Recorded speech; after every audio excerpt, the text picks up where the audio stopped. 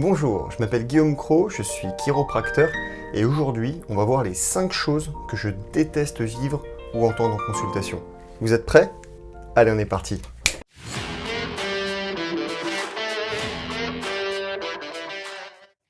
Alors bien évidemment, il y a plus que 5 choses que je déteste entendre ou ouvrir en consultation. Donc si vous voulez un épisode 2, une vidéo où je fais une suite, vous n'hésitez pas à aimer la vidéo et à le mettre en commentaire.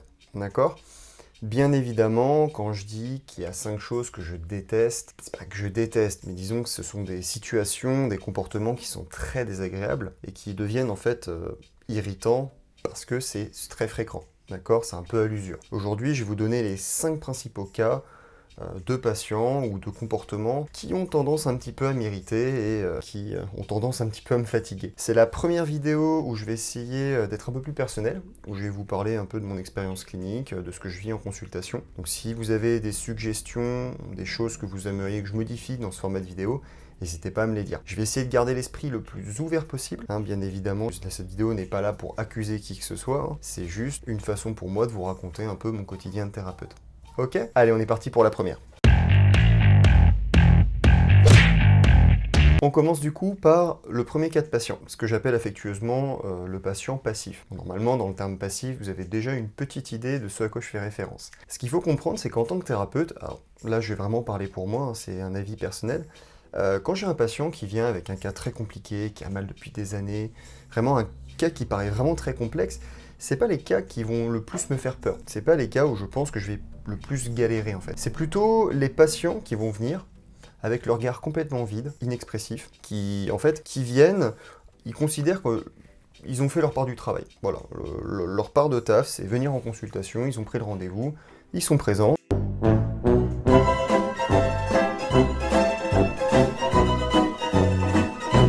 Et maintenant, ils attendent que le thérapeute fasse sa magie, qu'il fasse son petit truc, ses manipulations, ses ajustements, que ça craque dans tous les sens, je noircis le trait, et après, YOLO, c'est bon, ils peuvent repartir et tout va bien.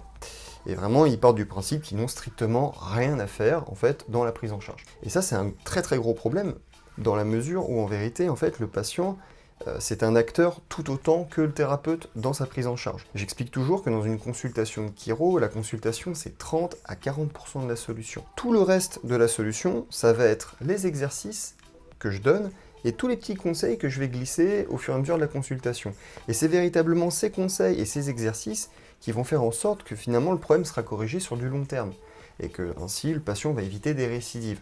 Si le patient se contente juste de la consultation, qui ne suit pas mes conseils, et qui ne fait pas d'exercice, ça n'existe pas la magie. Désolé pour ceux qui croyaient encore au Père Noël, ça n'existe pas, et le patient reviendra me voir en général 1 mois et demi après, ou 2 mois en me disant « bah ça n'a pas fonctionné ». Ou alors il ne viendra pas me voir et il dira en fait la chiro ça fonctionne pas. Voilà. Donc ça c'est des patients qui sont assez difficiles à manager. L'objectif c'est vraiment de leur redonner un peu une autonomie et vraiment leur faire comprendre qu'ils sont acteurs dans leur traitement et que moi je vais vraiment donner mon maximum pour qu'ils puissent s'en sortir, leur donner des exercices vraiment très précis et adaptés. J'en discute souvent avec les patients, mais après c'est à eux de faire le plus gros travail. Moi je ne fais que donner le petit coup de pouce qui va les aider le plus rapidement à se guérir et pouvoir finalement commencer des exercices le plus vite possible. Ok? Ça, c'était le premier cas de patient. On arrive du coup au deuxième cas de patient, au deuxième comportement de patient, qui est le plus épineux. D'accord? Ça va être le plus complexe à expliquer. Faut faire attention, je vais essayer d'être assez précis dans mes mots. Ok? C'est des patients que je qualifierais de spirituels. Ce sont des patients qui ont des convictions, des croyances, qui sont tellement fortes en fait que ça va empiéter sur la consultation et sur le plan de traitement. Je m'explique. Je pars du principe, alors encore une fois c'est mon avis de thérapeute, que chacun, tout le monde est libre d'avoir ses convictions, ses croyances, ses religions, enfin chacun est libre de faire ce qu'il veut, mais qu'en allant dans une consultation de santé, de la santé, on essaye au maximum de mettre ses convictions ou ses croyances de côté. Voilà. Par exemple, je vais donner l'exemple du voile. Ok, l'exemple du voile, bien évidemment, je précise à chaque début de consultation qu'il va falloir venir dans une tenue appropriée, en sous-vêtements, d'accord? Et qu'il y a un intérêt à ce que les consultations se fassent en sous-vêtements. Donc je préviens les patients, je préviens les patientes, et ça m'est déjà arrivé, et ça m'arrive relativement souvent d'avoir des patientes qui, portent le voile, chose que je respecte 100%, il n'y a aucun problème avec ça. Le souci, c'est que du coup, elles ne peuvent pas le retirer. Et dans l'absolu, elles me disent, bon, de toute façon, vous pouvez quand même faire des manipulations. Oui, je peux quand même faire des manipulations quand elles portent le voile intégral. Le seul souci, c'est que moi, je vais être privé de certaines informations qui sont capitales pour la pose du diagnostic. Je donne un exemple tout bête, hein. Quand on se regarde dans le miroir, on a l'impression de connaître son corps par cœur. Sauf qu'en vérité, quand on se regarde dans le miroir, on regarde toujours les mêmes angles. Il y a des parties de son corps qu'on va pas forcément voir ou peu. C'est un peu une sorte des angles morts quelque part. Et parfois, même parfois, ça m'arrive quand même relativement souvent, je vais pointer une petite zone en disant tiens c'est marrant, vous avez une cicatrice à cet endroit-là. Et là la personne elle va me dire ah oui, je vous ai pas dit, j'ai eu une opération il y a quelques mois, etc. Voilà. Et du coup, typiquement, j'aurais pu passer à côté de ça. Je pourrais passer à côté de rougeur, de chaleur, d'éruption cutanée. En fait, plein de signes cliniques qui vont me donner des informations super importantes, en fait.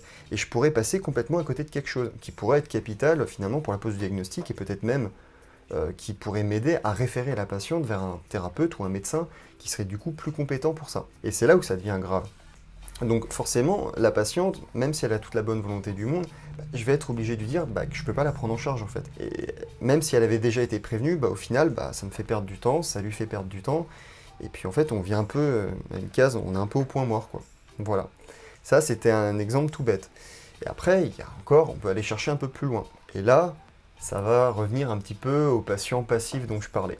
Ça va être des patients qui finalement se disent, enfin, ils croient tellement fort en quelque chose de spirituel, je sais pas, que finalement, le fait qu'ils aillent mieux ou pas, ça va pas dépendre d'eux, mais ça va dépendre d'une force supérieure. Je peux très bien comprendre ça. Le seul souci, c'est que derrière, quand je leur donne des exercices, ils les feront jamais, parce qu'en fait, ils se disent que de toute façon, s'ils vont aller mieux ou pas, ça dépend du destin, ça dépend de quelque chose. Et derrière, moi, quand ça fait 1 heure et demie que je masse, que je détends les muscles, que je redonne de la mobilité, et qu'à la fin, de toute façon, vous savez, si je vais aller mieux, ce sera le destin, hein, c'est pas de mon fait. Si, c'est de ton fait en fait, il faut absolument faire les exercices, c'est toi qui es acteur, c'est toi qui vas devoir changer ton mode de vie, qu'il va falloir que tu arrêtes d'être sédentaire, de bouger, de reprendre une activité physique, de boire plus d'eau. Je vous donne des exemples, mais c'est vrai que ça, typiquement, en tant que thérapeute, c'est usant. Et c'est toujours très compliqué d'avoir du tact en fait et de savoir l'expliquer correctement aux patients. Je pense quand même le faire à peu près correctement, mais voilà, c'est compliqué. Et je vous donne un autre exemple dans ce cas de figure-là, hein, pour vous dire à quel point ça peut être compliqué. C'est les patients qui considèrent qu'en fait, le fait qu'ils aient mal, c'est une forme de punition. Alors il y en a certains, c'est « oh j'ai fait quelque chose de mal, quelque part on me punit pour ça, etc. » En fait, ils le vivent comme une sorte de punition, ils sont un peu comme des martyrs. Et là, pareil, hein, ça peut être eux qui ont fait une erreur dans le passé, quelque chose qui se reproche, ils mettent ça du coup sur le coup de leur douleur. Ou ça peut être juste des patients qui se disent de toute façon, j'ai fait quelque chose de mal, la force supérieure qui est au-dessus cherche à me punir. Pareil, chacun est en droit d'avoir ses propres croyances. Et comment vous expliquer que même si toi, t'auras beau traiter le plus possible son corps, l'aider le plus possible à lever le problème, d'un point de vue physiopathologique, à la fin, faut que la patiente elle soit d'accord, il faut qu'elle accepte psychologiquement d'être guérie. Et c'est là où je vais vous parler d'une notion qu'on appelle l'effet nocebo. Alors on connaît l'effet placebo, hein, l'effet placebo, c'est, pour faire très simple, le pouvoir de l'esprit sur le corps. C'est-à-dire que si je donne un médicament à quelqu'un et que je donne un cachet de sucre à quelqu'un, mais que je dis à la personne à qui j'ai donné cachet de sucre que c'est un vrai traitement, que c'est un vrai médicament, il y a des chances que ça fonctionne tout aussi bien que la personne qui a eu le vrai médicament. Ça, c'est l'effet placebo, dans les grandes lignes. Il y a l'effet nocebo. L'effet nocebo, c'est le fait de se dire, le traitement, ça fonctionne pas, les manipulations, par exemple, ça me fait peur, donc ça fonctionnera pas et je vais me faire mal. Et rien que le fait de penser de cette manière-là, ça augmente drastiquement les chances d'avoir mal, en fait, et de ne pas solutionner son problème. C'est aussi pour ça que je prends un énorme temps au début des consultations pour vraiment réexpliquer ce qu'est la chiropraxie, qu'est-ce qu'une manipulation. Donc ça c'est vraiment, c'est très général, hein, je ne peux pas cibler tous les exemples, hein, mais c'est vraiment ce que j'appelle les patients spirituels. Encore une fois, ça pose aucun problème. Pour moi, chacun est libre de croire en ce qu'il veut, avoir ses croyances, ses convictions. Le seul truc, c'est que des fois, ça empiète vraiment sur la consultation. Et du coup, ça m'arrive même parfois de devoir référer la patiente à une chiropractrice femme du coup, et ça me dérange pas en fait. Mais s'il y a des choses en fait, on s'en rend compte trop tard et du coup ça fait perdre du temps à tous les deux. Voilà. Et déjà que le retard diagnostique c'est quelque chose d'assez fréquent, alors si on peut essayer de limiter au moins cet aspect-là du retard diagnostique, ce serait cool.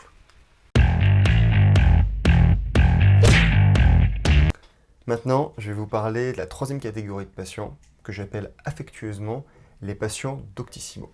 Alors là, je suis sûr que vous voyez exactement de quoi je parle, hein. Ce sont les patients qui vont venir, qui se sont documentés, mais comme jamais, sur Internet, qui ont déjà leur diagnostic de posé. Alors, ils se le sont posés eux-mêmes, hein, forcément. Et en général, ce ne sont pas des professionnels de santé ou de la santé ou des thérapeutes, hein. Ce sont vraiment des patients qui, sur le papier, n'ont pas forcément de connaissances en santé.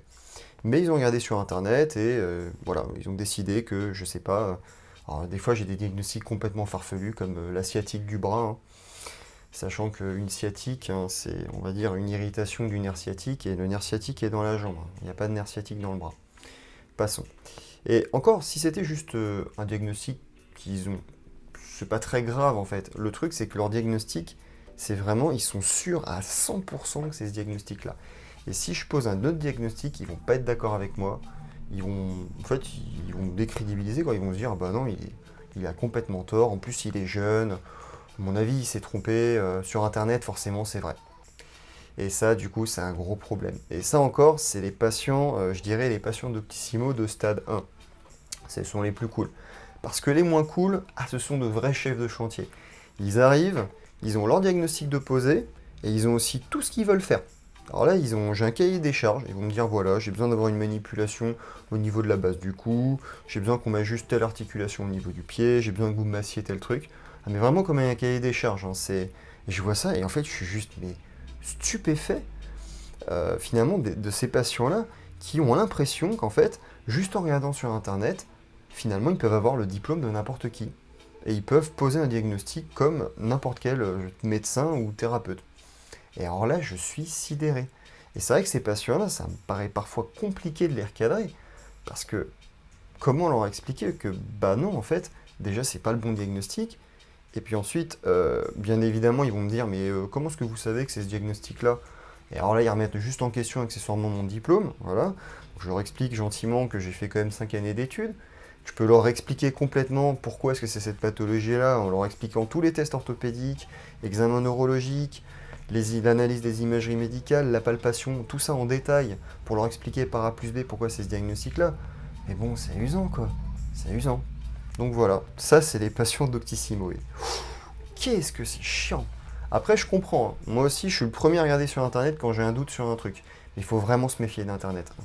Moi, je sais quand j'étais beaucoup plus jeune, alors je suis pas très vieux, hein, ça se voit, mais quand j'étais beaucoup plus jeune, j'avais une petite douleur au niveau de la tête.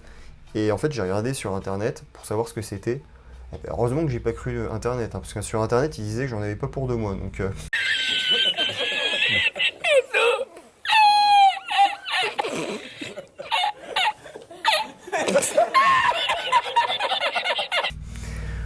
faut se méfier, hein. Si vous avez un doute, allez voir un médecin, allez voir un professionnel qui pourra vraiment vous poser un diagnostic, vous traiter correctement et ça vous fera gagner du temps. Et même la plupart du temps, ça va vous déstresser parce qu'on lit des horreurs sur Internet. Ok? Ça, c'était la troisième catégorie. Ce qui nous amène à l'avant-dernière et quatrième catégorie, ceux que j'appelle les patients, plutôt les remarques de l'ignorance. D'accord? Donc forcément, hein, c'est une catégorie qui est quand même moins grave, qui sur le papier est un peu moins pesante. En fait, le truc, c'est que comme ça arrive tout le temps, au bout d'un moment, ça fatigue un petit peu. D'accord? Ce sont des patients qui vont donner des remarques, vont faire des remarques du type, par exemple, ils rentrent en consultation. Ah, bonjour mon petit jeune homme. Alors bon, déjà ça, mon petit jeune homme, non, ça passe pas. Ils arrivent, ils me disent, ah super, vous allez pouvoir me faire craquer dans tous les sens, vous me remettez tous les os en place, ça tombe bien, là j'ai mis la voiture en double fil, j'ai 10 petites minutes, allez-y, vous me faites craquer dans tous les sens, et puis c'est parti. Alors déjà, quand j'ai un patient qui commence par me dire ça, ouf, ça commence déjà mal. Là déjà, je me dis, la consultation va être longue, ça va être long. Alors bien évidemment, je sais que la chiropraxie, c'est une profession qui est encore mal connue en France. C'est aussi pour ça, hein, que je crée une chaîne YouTube pour un petit peu expliquer et faire découvrir la chiropraxie à des personnes qui ne la connaîtraient pas. Mais avoir des remarques aussi abruptes, comme ça au début de la consultation, et que ça fait 5 fois dans la journée, c'est un petit peu lourd. Donc je prends quand même le temps de leur expliquer ce que c'est, je leur montre ma chaîne YouTube, etc. Et après ça va, ils comprennent normalement. Donc ça c'était un exemple de remarque. Mais après il y a aussi les patients truc tout bête, je fais la consultation, d'accord? Alors mettons que, je sais pas, la consultation, elle dure une vingtaine de minutes. Au passage, hein, mes consultations, elles peuvent durer 20 minutes, comme 40 minutes, comme 1 heure, voire même plus. Tant que j'ai pas fait tout ce que je voulais faire, je continue la consultation. D'accord? Enfin, c'est comme ça que je travaille. J'essaye de pas trop plafonner. Je peux me permettre encore aujourd'hui de ne pas vraiment mettre de gros horaires assez carrés. Donc ça me permet vraiment de faire tout ce que je veux. Et mettons qu'au bout de 20 minutes, je décide de terminer la consultation. Et là, il y a le patient qui va me dire Oh, mais c'est déjà fini. Oh, et si on fait. Bon, je peux vous donner 10 € de plus si vous voulez, on fait 15 petites minutes de plus. Et alors là, quand on me balance ça, je regarde le patient et je lui fais Mais est-ce que vous voyez des bougies de massage, une petite musique, est-ce que je vous mets des pierres chaudes? En fait, c'est pas une. C'est pas un soin de bien-être, c'est une consultation, en fait. On vous traite, on corrige un problème, on corrige une dysfonction. C'est pas, je sais pas, c'est pas quelque chose juste de bien-être où je vais vous relaxer, je vais vous masser, vous remettez une pièce et hop, je me remets à masser. Enfin, déjà, c'est pas du tout le métier que je fais. Et en plus, bah, moi, ça me plairait pas en fait comme métier. Après, ça c'est mon avis. Et en fait, ça soulève un problème beaucoup plus profond. C'est qu'en fait, et ça je sais que c'est le cas pour la chiro, mais c'est le cas aussi chez d'autres professionnels, c'est le côté un peu consommateur de la santé. C'est-à-dire que le patient, il se dit, bah, la santé, c'est comme un distributeur de boissons. Je remets une petite pièce et hop, il y a de nouveau une petite canette qui tombe. Alors ça, je donne l'exemple pour la chiro, mais je sais que chez d'autres thérapeutes, pour pas citer d'autres thérapeutes, mais il y en a certains où effectivement le patient il a fini d'être guéri, il est complètement guéri, il a fini toutes ses consultations, toutes ses séances, et puis il va revenir voir le médecin généraliste en disant ouais j'ai de nouveau mal alors qu'il n'a pas du tout mal en fait, c'est juste qu'il n'est pas capable de faire les exercices tout seul, il n'a pas envie de les faire du tout seul, il a une flemme mais énorme, c'est un baobab qu'il a dans la main, et il va revenir prendre du temps chez le thérapeute avec un nouveau papier, une nouvelle ordonnance disant oh super j'ai 15 ou 20 séances de plus. Voilà. Et ce qui a le don d'énerver les thérapeutes en question. D'ailleurs, cette vidéo, je la dédie à une thérapeute avec qui je bosse assez fréquemment. Et ce que j'ai là aujourd'hui, ce que je vous explique, elle a la puissance 15 000. Voilà. Seulement, le gros avantage que j'ai, c'est qu'en général, quand les patients ils viennent me voir une consultation, 2 consultations. Et puis, s'ils font pas leur part du travail, ils font pas leurs exos, etc., ou ils sont pas convaincus, ils reviennent pas me voir. Seulement, dans d'autres professions, bah, quand on signe pour 20 consultations, bah, en général, ils font les 20. Donc là, c'est plus compliqué. Voilà. Ça, c'était le quatrième cas de figure en fait que je déteste avoir en consultation. Ok? Ce qui nous amène au dernier. Oh oui, j'ai pas dit. Oh, il y a une pépite. Mais il y a une pépite incroyable. C'est le patient. Je termine la consultation, mettons, en 30 minutes. Et là, il me fait oh, bah dis donc, 30 minutes, pour le tarif que vous affichez, vous vous faites pas chier. Ouh, alors ça, quand on me balance ça... Qu'est-ce que c'est? C'est pas possible. Là, en général, il y a la moutarde qui monte. Hein, parce qu'en fait, j'explique du coup au patient que déjà, il va jamais avoir ce genre de remarques face à un médecin. Ça, bizarrement, moi, j'y ai le droit, mais un médecin, je pense pas qu'il va avoir ce type de remarques. Et en fait, j'explique, bah non, en fait, je vous traite. Donc si, effectivement, en 20 minutes, on arrive à vous traiter, eh ben, tant mieux pour vous, en fait. Et puis si je suis capable d'avoir des soins aussi rapides, c'est aussi parce que j'ai de l'expérience, parce que je suis diplômé, c'est tout le travail, toute l'expertise que j'apporte, en fait. C'est aussi ça, en fait. Il faut être content que ça dure que 20 minutes. Et je lui explique aussi que des fois, ça prend plus de temps, en fait. Ça varie. Je facture pas un taux horaire. On marche sur la tête. Et c'est vrai que quand ces patients ils font une remarque comme ça, ils le disent en plus vraiment, mais de manière piquante. Hein. C'est vrai que ces patients-là, honnêtement, j'ai pas forcément envie de les revoir. Mais après, je leur explique, hein, et en général, ça va, ils comprennent assez vite que finalement, bah, la chiropraxie, il faut vraiment dissocier la chiropraxie d'une profession de bien-être, où par exemple, il y a du modelage, ou vraiment ce genre de choses. Voilà. Allez, maintenant c'est bon, là on va vraiment passer à la dernière catégorie, promis. Ouais, j'ai rien d'autre à dire pour le moment. Si vous êtes resté jusqu'à ce moment de la vidéo, bah bravo. Hein, merci beaucoup, ça me fait plaisir. Là, on va parler de la dernière catégorie. Je l'avais appelé au début les remarques déplacées. On m'a corrigé, on m'a dit non, ce serait plutôt les remarques hors contexte. Voilà, hors sujet. D'accord?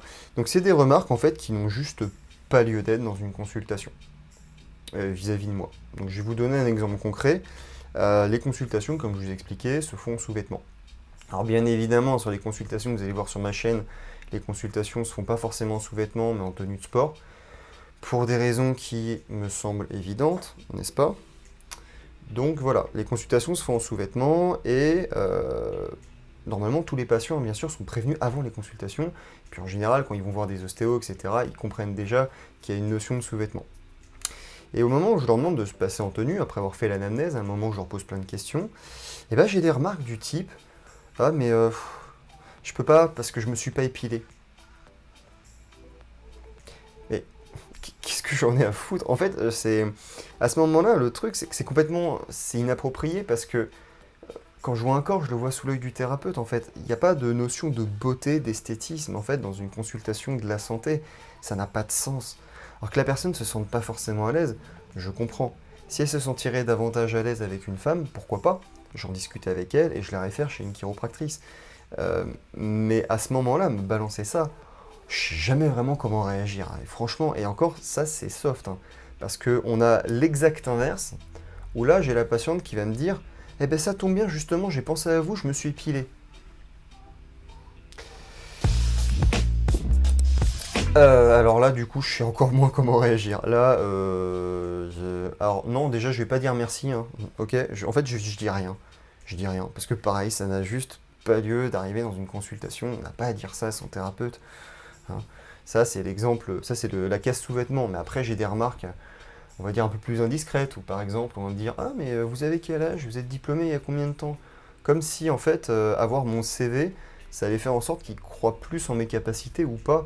Mais si vous voulez pas venir en consultation, venez pas en consultation. Mais j'ai pas envie de passer un examen en consultation, en fait. Il y a plein d'autres chiropracteurs qui se font un plaisir de vous recevoir. Mais j'ai pas envie, en fait, de répondre à ce genre de questions. Tout simplement. Et puis au passage, c'est visible sur Doctolib, hein. Mais bon. Il y a aussi cette remarque-là, du coup. Et alors, le dernier, c'est pas forcément une remarque hors propos, hors contexte, déplacée. C'est plutôt dans l'intonation et dans le fait qu'en fait, il me tutoie. Alors ça, chacun est relativement libre de parler comme il veut. Mais les patients qui arrivent et qui me font «Wesh frérot, bien ou bien, vas-y fais-moi craquer, ça pique, ça me fait mal depuis ce matin». Alors eux, c'est difficile. Là, c'est vraiment difficile. Eux, en général, je leur fais. Alors, déjà, c'est monsieur, d'accord? Vous voyez, je vous connais pas, on n'est pas amis, d'accord? Les patients où je choisis finalement de les tutoyer, c'est d'un commun accord, mais je tends la perche, d'accord? En général, c'est des patients qui ont à peu près mon âge, mais je leur propose. C'est pas au patient qui a le droit de s'octroyer le droit finalement de me tutoyer. Ça fonctionne pas comme ça. Pour moi, c'est quelque chose, c'est une décision qui est réciproque. Euh, en général, ce sont des patients qui ont envie de prendre le lead sur la consultation. Ça rejoint aussi un peu les patients qui ont déjà le diagnostic et tout. En général, ils sont sûrs d'eux. Et en fait, ils veulent bien te faire comprendre que bah, t'es que thérapeute, t'es un simple exécutant et que tu vas faire comme il le veut. Et il va te mener un peu par le bout du nez. Et alors, autant vous dire que ces patients-là, oh là là, ça c'est la pépite. Ah, j'ai gardé le meilleur pour la fin, mais eux, ils sont quand même incroyables. Bon, je vous passerai tout ce qui est insultes, grossièreté, etc. Parce que ça, c'est pareil, on en a un paquet. D'accord? Voilà. Bon, je vous ai résumé dans cette vidéo les 5 comportements, les 5 situations en fait que je déteste avoir, plutôt que je n'apprécie pas du tout avoir en consultation. Sur le principe, quand ça arrive une fois, deux fois, c'est normal, hein, c'est à nous en tant que thérapeute aussi d'expliquer, de former le patient, de lui faire comprendre comment se déroule une consultation, ce qu'est la chiropraxie, et puis en fait les bases et la notion de respect dans une consultation. Mais quand ça arrive fréquemment, au bout d'un moment, c'est un petit peu usant. Voilà. C'est pas une vidéo du tout coup de gueule, hein, c'est pas du tout mon genre de faire des vidéos coup de gueule, hein, je pense que vous commencez un peu à le voir. C'est plutôt qu'en fait, voilà, je vous avais fait un petit sondage, vous avez choisi ce thème-là, et puis je me suis dit que ça pouvait être sympa en fait, de vous partager un petit peu finalement mon expérience clinique et ce que je vis couramment en consultation. Voilà. N'hésitez pas à me dire en commentaire si ça vous a plu, à liker la vidéo. Plus vous la likez et plus je comprendrai qu'en fait vous avez envie peut-être d'un épisode 2. D'ailleurs mettez-le en commentaire hein, si vous voulez un épisode 2. Parce que des anecdotes comme ça, j'en ai un paquet. Mais vraiment un paquet. Là j'ai plein de choses. Comme la patiente qui m'a mordu, la patiente qui m'a griffé, ou le patient qui m'a mis une claque. Ah bah ça franchement, des fois, j'ai l'impression d'être un vétérinaire. Ça je vous promets, c'est... Et à choisir, je préfère les chatons. Donc voilà, n'hésitez pas à le mettre en commentaire. Si vous avez aimé, abonnez-vous, ça me fait vraiment super plaisir. Plus je vois des abonnés, et plus finalement je me rends compte que, en fait, que mon contenu plaît. Et c'est archi gratifiant, hein. Pour prendre un humoriste, enfin pas un humoriste, mais un youtubeur connu, hein, c'est la récompense. Et puis bah écoutez, on se retrouve très très vite pour une prochaine vidéo. Merci et au revoir.